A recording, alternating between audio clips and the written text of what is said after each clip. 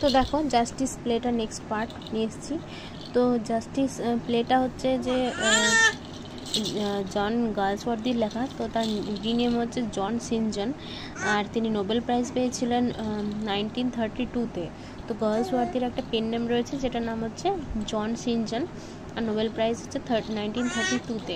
আর আমাদের যে প্লেটা রয়েছে জাস্টিস, তো এটা 3টে ট্রিলজি আকারে প্রকাশ হয়েছিল, পাবলিশ হয়েছিল। স্ট্রাইভ, জাস্টিস আর লয়ালটিস 3টে প্লে ছিল। তার মধ্যে আমাদের সিলেবাসে রয়েছে জাস্টিস, যেটা কিনা পাবলিশড হয়েছিল 1910-এ। তো আর এটাকে বলা হয়ে থাকে problem play, social tragedy, crime play, satire আর রিয়েলিস্টিক সোশ্যাল ড্রামা। এটার মধ্যে টোটাল 4 অ্যাক্টস রয়েছে, আর অ্যাক্ট 1-এ রয়েছে 3টে সিন। অ্যাক্ট 1-এ একটা সিন, অ্যাক্ট 2-তে একটা সিন, অ্যাক্ট 4-এ একটা সিন, আর অ্যাক্ট 3-তে একমাত্র 3টে সিন রয়েছে। তো থিম রয়েছে system of legal justice and prison administration. এটা টোন রয়েছে আইরনিক্যাল। এটাতে মোট 18টা ক্যারেক্টার রয়েছে, আমি আগেই বলেছি। আর এই যে টাইটেলটা রয়েছে জাস্টিস, সেটাও আইরনিক্যাল একটা টাইটেল। তো এটার মধ্যে মেন ক্যারেক্টার যেটা রয়েছে সে হচ্ছে উইলিয়াম ফল্ডার, আর একমাত্র ফিমেল ক্যারেক্টার রয়েছে এই পুরো প্লেটার মধ্যে, তার নাম হচ্ছে রুথ হানিওয়েল। তো এই পয়েন্টসগুলো অবশ্যই মনে রাখতে হবে। মেন ক্যারেক্টারের নাম উইলিয়াম ফল্ডার এবং একমাত্র ফিমেল ক্যারেক্টার হলো রুথ হানিওয়েল। তো রুথ হানিওয়েলকে পার্সন বলে বলা হচ্ছে কারণ তিনি একজন মিডল ক্লাস উইমেন ছিলেন, আর এই টাইমে যারা হায়ার ক্লাস উইমেন তাদেরকে লেডি বলা হতো, মিডল ক্লাস উইমেনদেরকে পার্সন বলা হতো।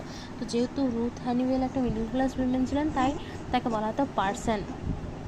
তো আমাদের অ্যাক্ট 1টা যেভাবে স্টার্ট হচ্ছে জুলাইয়ের মর্নিং 1907, তো অ্যাক্ট 1 সিন 1টা স্টার্ট হচ্ছে। তো এই ড্রামাটা দেখতে গেছিলেন তখনকার ইংল্যান্ডের যিনি প্রাইম মিনিস্টার ছিলেন চার্চিল, তো তিনি এই ড্রামাটা দেখতে গেছিলেন। তো এখানে যে মেনলি যে জিনিসটা আমাদের জানতে হবে সলিসিটর মানে কি। তো আমরা জানি সকলেই যে লয়ার মানে কি, যে ল ডিগ্রি প্র্যাকটিস করে তাকে বলে লয়ার। তো তার একটু এক ধাপ আগে, একটা স্টেপ আগে রয়েছে সলিসিটর, মানে ইনি একজন আইন ব্যবসায়ী, মানে ওনার এই যে ল ডিগ্রি সেটা কমপ্লিট, তো প্র্যাকটিস করেন ফার্মে। ঠিক আছে।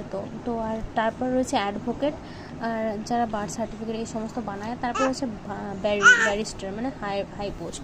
তো সলিসিটর মানে আমরা বুঝতে পারলাম কি। তো সলিসিটর ফার্মেই আমাদের শুরু হচ্ছে অ্যাক্ট 1টা। তো যেখানে রুথ হানিওয়েল একজন 26 ওল্ড লেডি, অনলি ফিমেল এই পুরো ড্রামাটার মধ্যে। এনাকে লেডি বলা চলে না, এখানে পার্সন বলা। তো 4 চাইল্ড রয়েছে টর্চার্ড বাই হিজ হাজব্যান্ড, এখানে 2 চাইল্ড হবে। তো রুথ হানিওয়েলের 2টো চাইল্ড রয়েছে।